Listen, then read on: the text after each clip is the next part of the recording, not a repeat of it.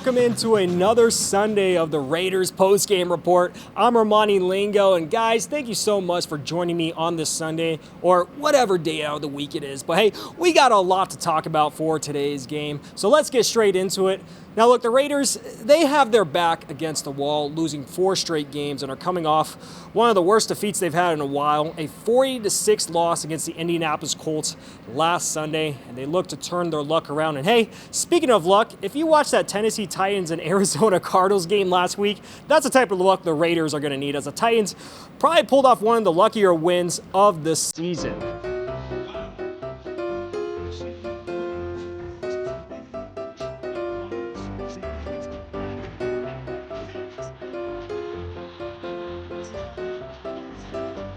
But hey, both teams are trying to avoid a 1-5 start to the season here today, so let's get straight into the action.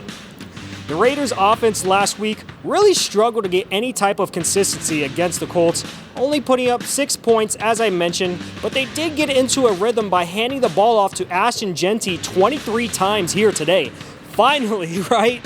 Jeanty on the ground had 75 yards and a touchdown. Looks like the rookie running back is starting to get more carries, and Chip Kelly is really starting to give him a bigger role as the season progresses. Now, Brock Bowers was ruled out for the second straight week today, but his backup, Michael Mayer, did a pretty solid job filling his role. Mayer had 5 receptions for 50 yards and caught a touchdown pass from Geno Smith. And look, even though Geno threw his 10th pick of the season today, with Ashton taking more carries, he looked a lot more comfortable and was not forced to do anything too crazy. Geno was 17 of 23, 174 yards in the air, and threw a touchdown pass. But for me, the story of the game was the Raiders' defense. The Raiders' defense surrendered 106 points in the last 3 games of play, but today they did a good job shutting down Cam Ward and his offense. And look, I know this isn't the best offense in the NFL, okay? The Titans ranked last in EPA/play on offense before today's game, but we still got to give credit where it's due. And a lot of that credit is going to Maxx Crosby. Crosby racked up 2 sacks, had 3 solo tackles, and pressured Cam Ward 5 times today. The Raiders held the Titans to just 10 points, the best this season for the Silver and Black, giving us a final score of 20-10. Raiders pick up their 2nd win of the season.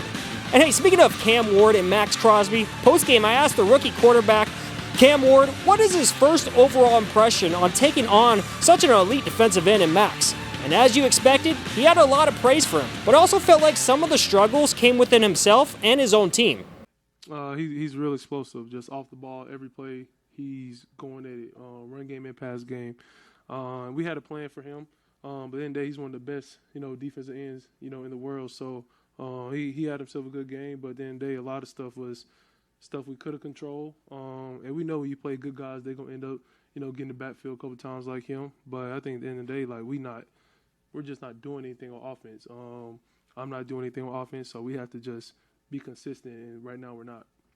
Yeah, as you can see, much respect from Cam Ward to Maxx Crosby. But now looking ahead for the Las Vegas Raiders, it does not get really any easier for them going forward, as they will have to take on their AFC West rival, the Kansas City Chiefs, in Arrowhead next Sunday. And look, I know the Raiders defense did take on a subpar Tennessee Titans offense, so we're going to see if that defense can live up to the test by taking on Patrick Mahomes and that Andy Reid offense.